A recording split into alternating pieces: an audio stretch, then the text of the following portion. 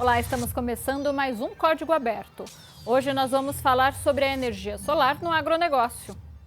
Como funciona, crescimento, vantagens e a importância para a economia do Brasil. Recebemos aqui de modo virtual Pedro Dumont, que é coordenador estadual da Absolar, a Associação Brasileira de Energia Solar Fotovoltaica em São Paulo. Pedro, é um prazer recebê-lo. Eu começo pedindo para você explicar para a gente o que é a associação. Olá, tudo bem? Ilka, obrigado pela oportunidade. Bom, a Associação Brasileira de Energia Solar Fotovoltaica é uma organização que representa todo o setor de energia solar perante os órgãos públicos, trabalha com a parte de regulação, aprovação de leis, auxilia também a população de forma geral na divulgação do conhecimento técnico regulatório e sobre as vantagens e os impactos da inserção da energia solar fotovoltaica e do uso dessa tecnologia. Nós existimos desde 2013, então a gente já tem 12 anos, e hoje somos uma das maiores associações do setor elétrico de forma geral e representamos esse setor tão especial. Muito bem. Pedro, os números mostram que o uso da energia solar no setor de agronegócio, que é muito grande aqui no estado de São Paulo, vem crescendo bastante. Ao que a gente pode dizer que esses números cresceram por qual motivo? Bom, o crescimento do uso da tecnologia solar fotovoltaica, ele tem vários motivos de forma geral, né? Existe uma demanda mundial por mais projetos sustentáveis, por redução dos impactos ambientais nas atividades do ser humano. E a energia solar fotovoltaica é a fonte que menos polui e hoje já é a fonte de geração de eletricidade mais barata entre todas as fontes renováveis. Então, existe uma demanda mundial, a gente sabe isso por várias pesquisas, e também verificando os investimentos dos outros países nessa tecnologia. No Brasil não é diferente. No Brasil vem crescendo essa demanda e a expansão do uso dessa fonte. Hoje nós já somos a segunda maior fonte, só atrás da hidroelétrica, que historicamente são sistemas de grande porte no Brasil. E o agronegócio, falando um pouco mais específico, ele tem algumas particularidades. A gente sabe que o agronegócio é responsável por uma fatia muito grande do PIB brasileiro. A gente sabe que o Brasil tem o setor do agronegócio industrializado, mecanizado, bem desenvolvido, com bastante foco em exportações. E a gente também tem pequenas propriedades, agricultura familiar, que são outros tipos de agricultura e pecuária, mas que também ajudam no crescimento do país. E a o uso da energia elétrica é um fator decisivo, seja para as grandes propriedades ou para as pequenas, porque ele constitui um custo muito grande. Então, além da redução dos impactos ambientais, de você ter uma melhor gestão da sua energia, o uso de energia solar fotovoltaica reduz muito as faturas de energia elétrica. Então, essa atratividade vem só crescendo pela parte econômica, mas também pela parte ambiental, que eu tenho certeza que o agronegócio tem muita preocupação com essa parte ambiental também. Sim, verdade. E no caso de propriedades rurais, de que maneira essa energia é aplicada? Em equipamentos, em mais o quê? Bom, a gente tem dois tipos básicos de sistemas solares, né, fotovoltaicos. A gente tem o que a gente chama de off-grid, esse termo em inglês para dizer que está desconectado da rede. Isso já é aplicado há muitas décadas, não só no agronegócio, mas em vários outros locais, mas o agronegócio sempre usou muito, porque em localidades onde você tem uma dificuldade muito grande de chegar com a rede elétrica tradicional, quais as opções que você tem de gerar eletricidade? Você pode instalar um gerador a diesel, né, que tem uma energia muito cara, exige muita manutenção e é muito poluente. Você está queimando ali um combustível fóssil. Então você impacta muito o meio ambiente. Mas você também pode instalar energia solar fotovoltaica. Então isso já vem sendo usado há muitas décadas no modelo off-grid. O que acontecia é que até entre 10 e 15 anos atrás, a energia solar fotovoltaica era mais cara do que, por exemplo, você instalar um gerador a diesel. Na última década, os custos vêm caindo muito, ela ficou muito mais barata e ainda tem a vantagem de ser mais sustentável. Então, ela cresceu muito nesse modelo também do que a gente chama de off-grid, que é o desconectado da rede, muitas vezes com o uso de bateria.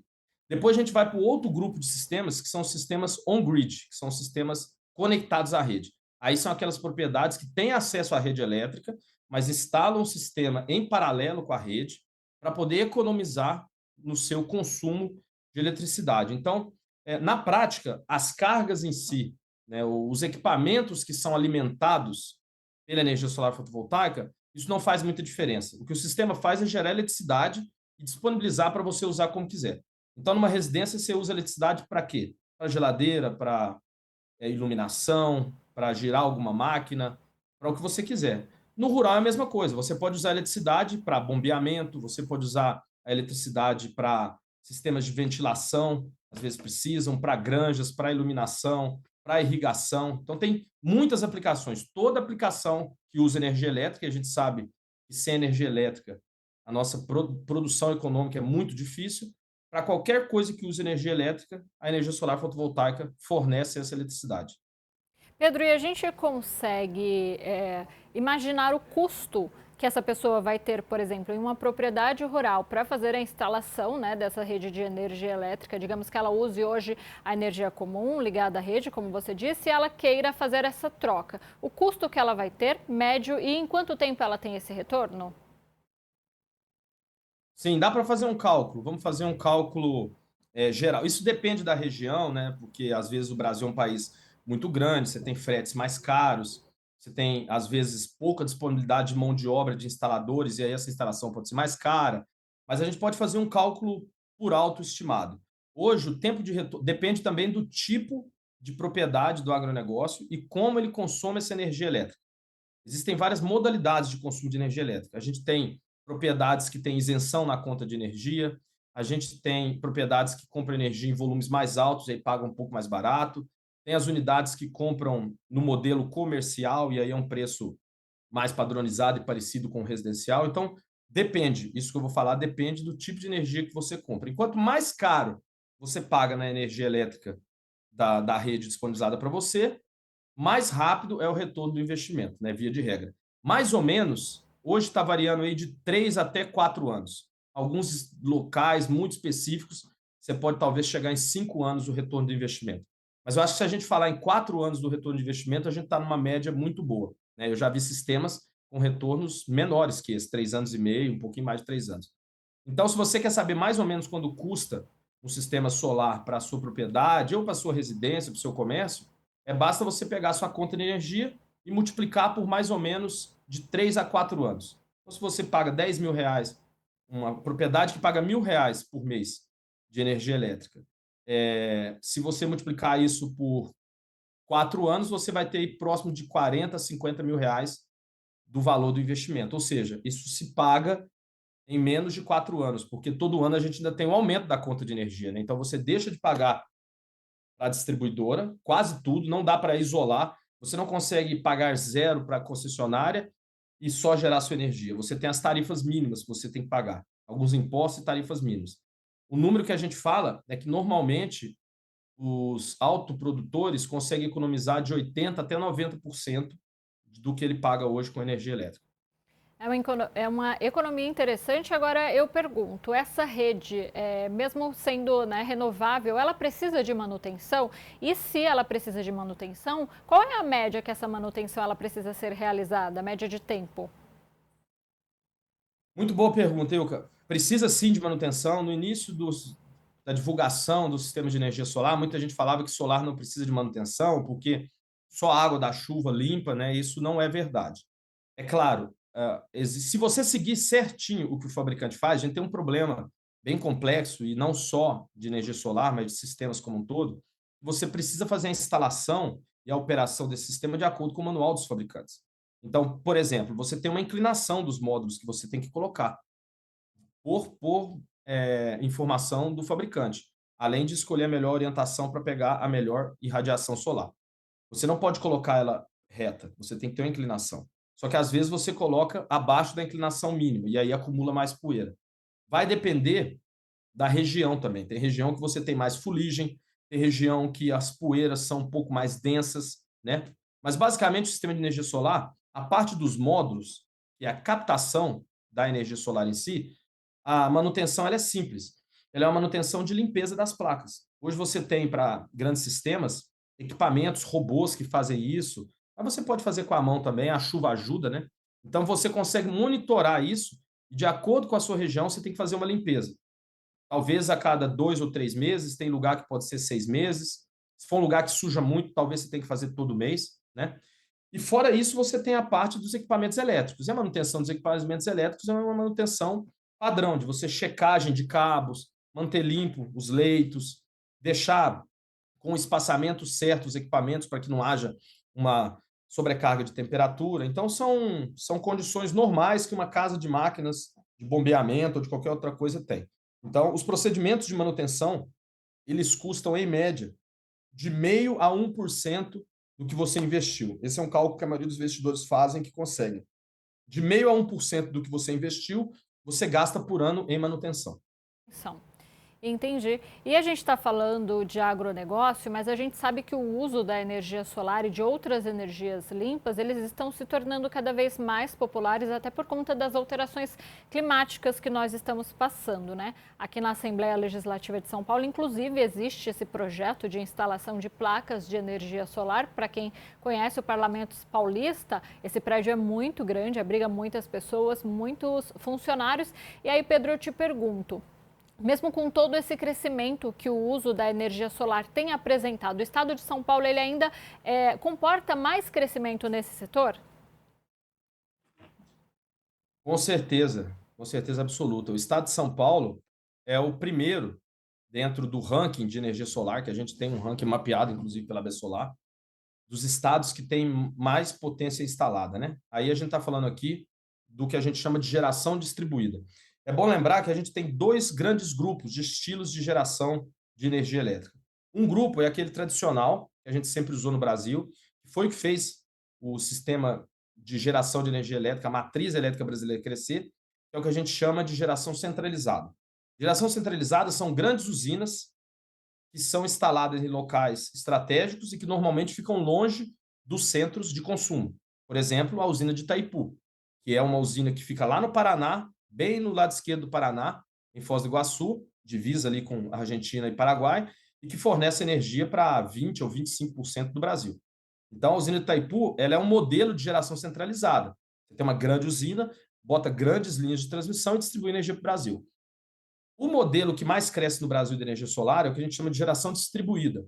O conceito de geração distribuída é você produzir em menor escala, mais perto do centro de consumo. Por exemplo, no telhado da sua própria casa. O consumo é uma grande parte da energia, o consumo é instantâneo. Ele não tem que percorrer cabos. Então você ganha, por exemplo, em transmissão, porque toda vez que você passa energia num cabo, você tem perdas, né? Então você tem esses dois grandes modelos de geração centralizada e de geração distribuída. O estado de São Paulo cresce muito, principalmente na geração distribuída, é o líder do Brasil em geração distribuída, mas é o líder em termos de potência total.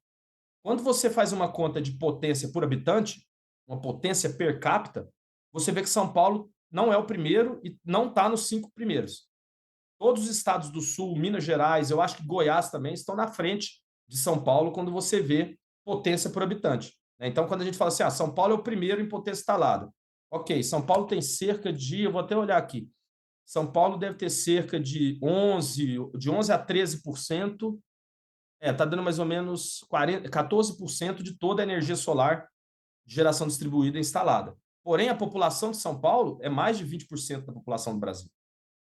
Quando você faz um cálculo desse, você vê que a distribuição de potência per capita do estado de São Paulo é menor. Quando você faz Rio Grande do Sul, Santa Catarina, Minas Gerais, são todos maiores. Se a gente fizer um potência por milhão de habitantes, por exemplo, eu tenho até aqui os números, o Rio Grande do Sul tem 318 megawatts, que é a unidade de potência, por milhão de habitantes. 318. Santa Catarina tem 200. Minas Gerais tem 240. São Paulo tem 130. Então, São Paulo é o maior em número absoluto, porém, em números per capita, não é o maior. E aí tem muito espaço para crescer, muito espaço. A gente tem que pensar que hoje, cerca de 3, um pouquinho mais, 3,5% só das residências tem energia solar fotovoltaica. É claro, quando a gente pega uma cidade grande como a capital, ela é muito verticalizada, então não é muito possível instalar nos condomínios, é um pouco mais difícil por restrição de espaço. Porém, existem modelos de locação em que uma fazenda solar é construída em uma outra área e você consegue usufruir dos créditos de energia dessa outra área no seu apartamento. Existem várias empresas vendendo o que a gente chama de modelo de assinatura, que você tem um desconto na sua conta de energia e não precisa instalar no seu próprio prédio, né? Ontem eu estive em um evento que, inclusive, o governo de Goiás tem feito isso. O governo de Goiás tem feito esse modelo de locação justamente porque em alguns lugares eles não conseguem instalar. Então tem muito para crescer. Se a gente pensa que 3 a 4% só das residências têm energia solar, o agronegócio também é um pouco mais que isso, mas todos os setores têm menos de 10% das unidades consumidoras com energia solar. Então a gente tem um crescimento gigantesco, porque no mínimo a gente pode chegar a 30%, que ainda é um número pequeno. Sim. O Código Aberto de hoje está falando sobre o uso da energia solar, principalmente no agronegócio. A gente vai fazer um rápido intervalo e volta já já. Continue com a gente.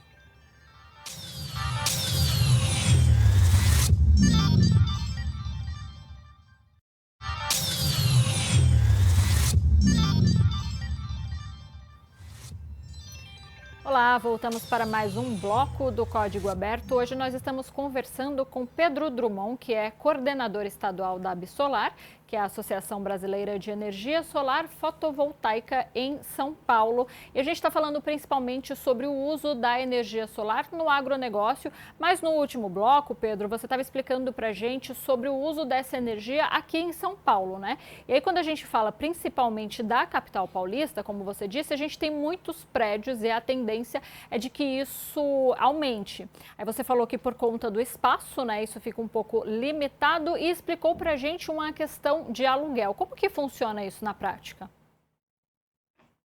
Esse é um modelo que surgiu há alguns anos a partir de uma possibilidade regulatória que foi aprovada, que é o que a gente chama de geração compartilhada. O que é a geração compartilhada? Você pode instalar um sistema no seu telhado e usar para você mesmo na sua unidade consumidora. Esse é o modelo padrão. Só que se você tem mais telhado, se você tem uma área maior do que você precisa para gerar para você, você pode botar um sistema maior, gerar mais energia do que você consome, e isso vai ser injetado na rede e vai te gerar créditos.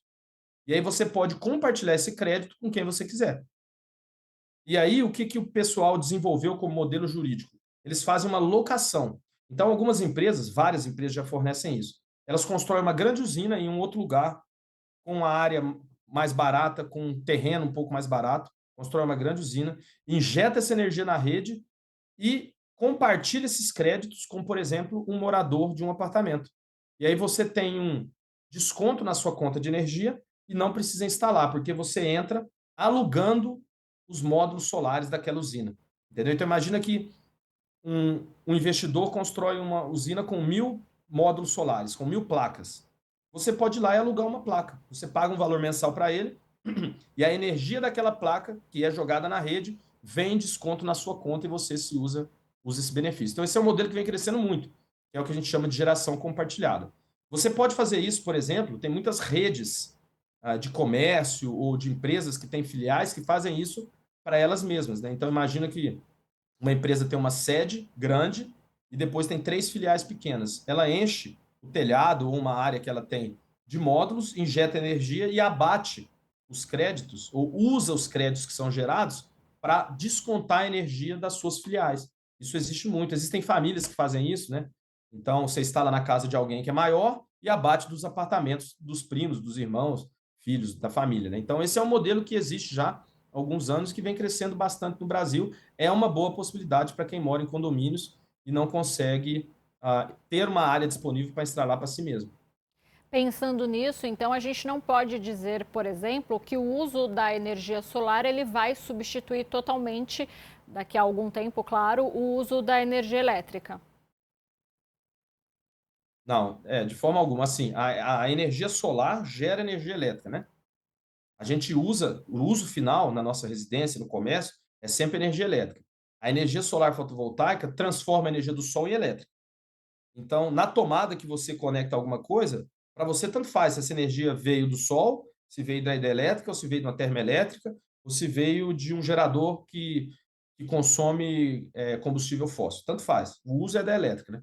O que muita gente às vezes pergunta é se a energia solar fotovoltaica vai substituir todas as outras fontes de energia e a gente vai chegar um dia a ter só energia solar gerando energia e mais nada, né? E aí a resposta é que provavelmente não. Pelo menos no futuro assim de um século, isso não deve acontecer, porque a gente tem outras fontes também disponíveis. O uso de eletricidade, e a forma como essa eletricidade é gerada, ela é um aspecto muito regional. Cada país e cada região tem as suas particularidades. Se você for na Alemanha e comparar a Alemanha com a China, com o Brasil, com os Estados Unidos, a Alemanha tem um nível de recurso natural diferente do que o Brasil tem, diferente do que os Estados Unidos, diferente do que o da China. Por exemplo, na China, a maior parte da energia elétrica gerada na China ainda é por queima de carvão mineral, que é super poluente. Nos Estados Unidos, você tem menos carvão, você tem muita renovável, mas você tem muita usina a gás natural. Ele produz eletricidade. Na Alemanha, por exemplo, você tem muita energia solar, muita energia eólica, você tem energia nuclear. A Europa como um todo tem bastante energia nuclear. E no Brasil, esse crescimento veio pelas hidroelétricas, porque pela natureza da geografia brasileira, nós tínhamos muita disponibilidade de rios com grandes quedas ou com a construção de grandes barragens. Então, a gente nunca vai ficar só com a energia solar, ou pelo menos no curto prazo não. Agora, a gente pode chegar a um nível de ter 50%, 40%, 60% da nossa energia vinda da energia solar. Tanto é que a previsão para 2050 é que a energia solar vai ser a primeira do Brasil, vai ultrapassar a energia hidrelétrica, né? A projeção mais assertiva que a gente acredita é que em 2050 o Brasil vai ter 1/3 de toda a geração vai ser solar e 1/3 vai ser hidrelétrica. Somados os dois, a gente vai ter 2/3 e o outro 1/3 vai ser dividido entre outras fontes, né? Usinas termoelétricas, biomassa e outros tipos. Sim, é interessante. Agora, surgiu uma dúvida aqui. A energia solar, ela pode ser armazenada? Porque eu imagino que, por exemplo, em tempos de inverno, de mais chuvas, de muitas nuvens, tempo nublado, seja mais difícil a geração dessa energia. Ou não existe essa diferença? Existe sim. A energia solar, como energia elétrica, na verdade você armazena energia elétrica, né? Em baterias, em outras formas também, mas o principal são baterias. E a energia, você pode gerar energia elétrica a partir do sol, a solar fotovoltaica, e armazenar essa eletricidade em baterias. Inclusive, eu falei isso ontem num painel que eu estava participando no evento sobre cidades sustentáveis, bateria é a bola da vez. Bateria está no hype, como a gente fala, dentro dos assuntos da transição energética, nesse tema que agora está tão popular, e agora a gente vai ter a COP30 no Brasil, né, que vai acontecer em Belém esse ano, e o tema é a transição energética, e na transição energética, dois temas se sobressaem, e que o Brasil tem grande potencial. Um deles é o armazenamento, que é armazenar em baterias. O preço das baterias vem caindo muito. Vários lugares nos Estados Unidos, todas as novas construções já estão obrigatoriamente tendo que colocar baterias. A China evolui muito. Na Europa, você tem sistemas de baterias que você instala dentro da sua casa, não só para backup, para quando cair energia você tiver, mas para você ter um armazenamento da sua energia solar ou de outra energia para poder ficar um pouquinho mais autônomo da rede, não 100%, mas você fica um pouco mais autônomo. Então, o armazenamento vem crescendo muito, a gente aposta bastante no crescimento do uso das baterias, seja em sistemas de grande porte, que já estão saindo, a gente chama de BESS, mas também está crescendo muito para o uso residencial, deve crescer mais. E um outro ponto muito importante de armazenamento que a gente que tá vai crescer bastante é o que a gente chama de hidrogênio verde. O hidrogênio verde é você gerar hidrogênio a partir de uma fonte de energia limpa, de uma fonte verde. Por exemplo, solar. Eólica também se enquadra. E o Brasil, como tem muita capacidade de produzir energia elétrica a partir de solar, a gente está começando a produzir eletricidade para gerar hidrogênio, e aí você armazena esse hidrogênio e vende esse hidrogênio para uma série de mercados, né? Você, por exemplo, no setor de defensivos agrícolas, o hidrogênio é largamente utilizado. Dentro de alguns setores também da indústria pesada, ele é largamente utilizado. Então, o hidrogênio verde é um grande marco que o Brasil vai ser um dos principais veículos aí na transição energética mundial. É verdade. Você citou a COP30, né? Ela deve acontecer em breve no estado do Pará, aqui no Brasil. E a gente falou muito sobre a economia, né? Que vem com o uso da energia solar. Mas eu imagino também, Pedro, que muitas pessoas procurem a energia solar por conta do meio ambiente, por conta dessas mudanças climáticas que a gente tem sentido cada vez mais presentes no nosso dia a dia, né? Com certeza. As pesquisas mostram que os consumidores, de forma geral, já preferem produtos que tenham menor impacto ambiental, né? A gente está num momento de evolução da consciência do impacto que a gente já causou do planeta Terra. A gente sabe que a gente vai continuar vivendo aqui e nós precisamos de reduzir esse impacto. Então, não é só mais uma questão econômica e não é só mais uma questão dos governos e dos estudiosos. É uma questão do povo. O povo mesmo, de forma geral, as pesquisas mostram que eles têm muito mais interesse em dar sua contribuição para a gente ter um planeta melhor, mais sustentável. A gente sabe que as mudanças climáticas estão acontecendo, a gente sente isso, a gente já tem impactos acontecendo, temperatura mais alta, grandes tempestades, uma dificuldade de você prever o que vai acontecer na natureza. Então, cada vez mais a gente tem ah, eventos que acontecem muito rápido e os especialistas não conseguem prever. Então, isso tem sido um problema muito grande. E a energia solar fotovoltaica é a de menor impacto ambiental dentre todas as renováveis, né? O setor do agronegócio, ele contribui bastante para isso, porque o agronegócio está ali, né? O campo, ele como um todo, não é a cidade. Apesar de ser bem industrializado, vamos dizer assim, tem muita tecnologia hoje no campo, o campo, por si só, já contribui para um menor impacto ambiental. Então, ele é muito interessado em também instalar essas soluções. E aí, pensando nessa economia, em todos esses benefícios, hoje já existem, por parte talvez do governo federal e dos governos estaduais, programas de financiamento para o uso de energia solar?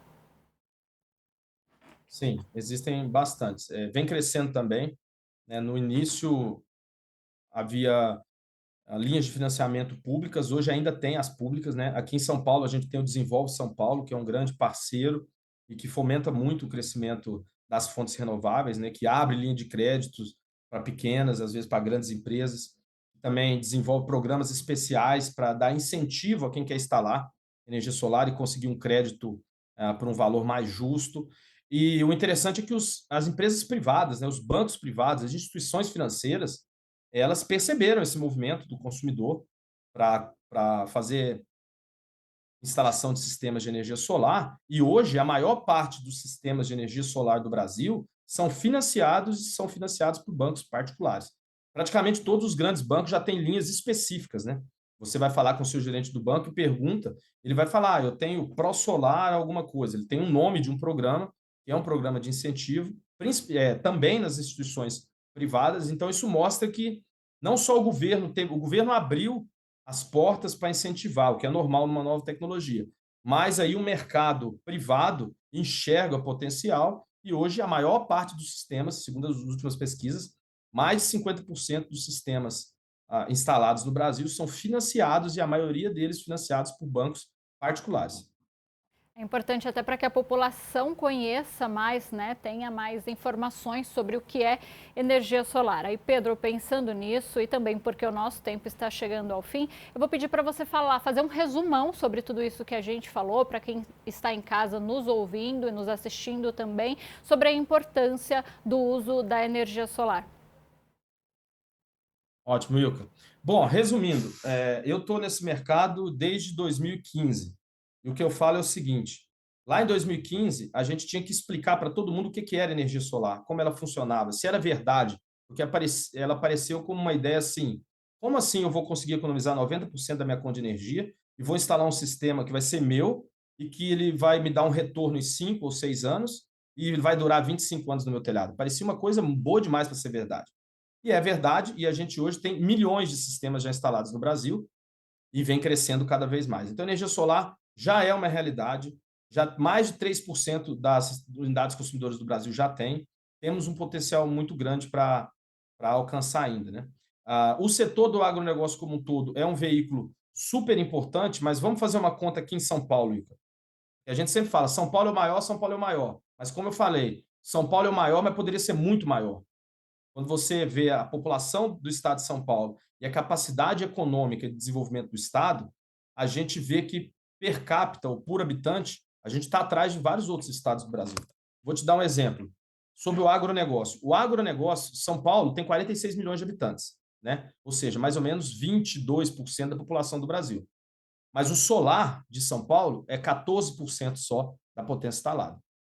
Então, São Paulo tem 22 da população e 14 do solar, ou seja, os outros estados têm mais do que a gente em termos de por habitante, né? A capacidade solar do estado tem crescido em média 40% ao ano, o que é muito, mas poderia crescer muito mais. Quando a gente fala do agronegócio, olha que dado interessante. O PIB do agronegócio de São Paulo é mais ou menos 600 bilhões, ou seja, ele é um quarto do PIB do agronegócio do Brasil. São Paulo produz mais ou menos um quarto do PIB do agronegócio do Brasil todo. Só que só tem cerca de 9% da potência do agronegócio do Brasil. Então, a gente produz 25% do PIB e temos 9% dos sistemas de energia solar. Dá para ver o potencial que a gente tem? Ou seja, o agronegócio de outros estados, principalmente os estados do Centro-Oeste e do Sul, tem muito mais energia solar do que o agronegócio de São Paulo.